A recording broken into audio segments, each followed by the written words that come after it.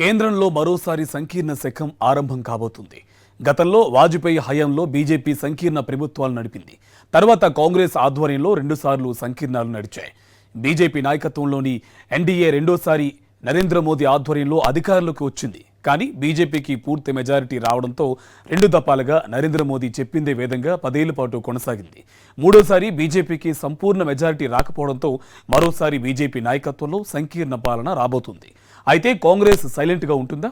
Watch this story. తాజా లోక్సభ ఎన్నికల ఫలితాలు దేశాన్ని మరోసారి సంకీర్ణ రాజకీయాల యుగంలోకి తీసుకెళ్లాయి. 10 ఏళ్ల తర్వాత భారత ఓటర్లు ఏ పార్టీకి పూర్తి మెజారిటీ ఇవ్వకుండా తీర్పు చెప్పారు. దాంతో సంకీర్ణ ప్రభుత్వం ఏర్పాటు చేయాల్సిన పరిస్థితి వచ్చింది. ఈసారి ఓటర్లు బీజేపీకి 240 సీట్లే కట్టబెట్టడంతో కాషాయ సేనలో కొంత నిరాశ కనిపిస్తున్నా ఎన్డీఏ కూటమికి మెజారిటీ రావడంతో వచ్చిన దానితోనే కమలనాథులు సంతృప్తి పడాల్సి వచ్చింది. బీజేపీ సొంతంగా 272 సీట్ల మెజారిటీ మార్క్ చేరుకోలేకపోయినా తాను నాయకత్వం వహిస్తున్న ఎన్డీఏ కూటమిగా 292 సీట్లు సాధించింది. దాంతో సునాయాసంగా కేంద్రంలో ప్రభుత్వం ఏర్పాటు చేయడానికి వీలవుతోంది. అయితే 2014, 2019 ప్రభుత్వాలకు భిన్నంగా ఈసారి ప్రధాని నరేంద్ర మోదీ తన పాలనలో మార్పులు చేయాల్సిన పరిస్థితి ఉంటుంది.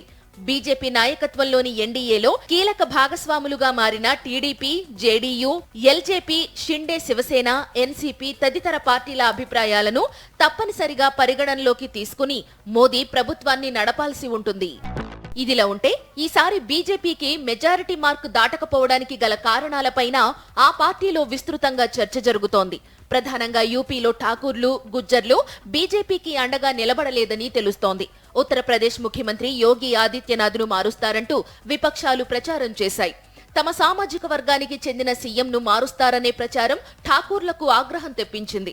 అందుకే యూపీలో బీజేపీకి సీట్లు తగ్గాయనే వాదన వినిపిస్తోంది. అలాగే మహారాష్ట్రలో శివసేన, ఎన్సీపీలను చీల్చడం వల్ల మహారాష్ట్ర ఓటర్లకు ఆగ్రహాన్ని తెప్పించిందని, దాని ఫలితంగానే అక్కడ బీజేపీకి ఆశించిన ఫలితాలు దక్కలేదని అంటున్నారు. వీటికి తోడు బీజేపీ రిజర్వేషన్లు రద్దు చేస్తుందని, రాజ్యాంగాన్ని మారుస్తుందని కాంగ్రెస్ సహా ఇండియా కూటమి పార్టీలు చేసిన ప్రచారం దెబ్బ హిందీ రాష్ట్రాలలో బీజేపీ స్ట్రైక్ రేట్ను తగ్గించింది. ఇటు కాంగ్రెస్ నాయకత్వంలోని ఇండియా కూటమి అనూహ్యంగా పుంజుకుని బలమైన ప్రతిపక్షంగా అవతరించింది. ఇండియా కూటమికి 234 సీట్లే దక్కడంతో మెజారిటీ మార్కుకు దూరంగా ఆగిపోయింది. అయితే విపక్షంలో ఉండాలా, అధికారం కోసం ప్రయత్నించాలా అన్న దానిపై ఆ పార్టీలో చర్చలు కొనసాగుతూనే ఉన్నాయి.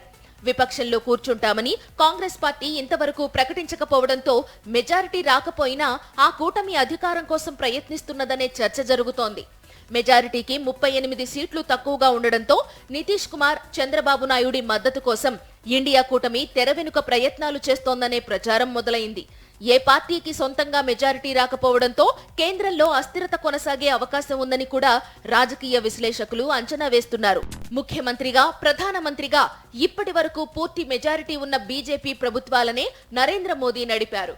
తొలిసారిగా సంకీర్ణ ప్రభుత్వానికి నేతృత్వం వహించబోతున్న నరేంద్ర మోదీ ఆ దిశగా పట్టు విడుపులతో భాగస్వాముల ఆకాంక్షలను సంతృప్తి పరుస్తూ పాలనను కొనసాగించాల్సిన పరిస్థితి ఏర్పడింది.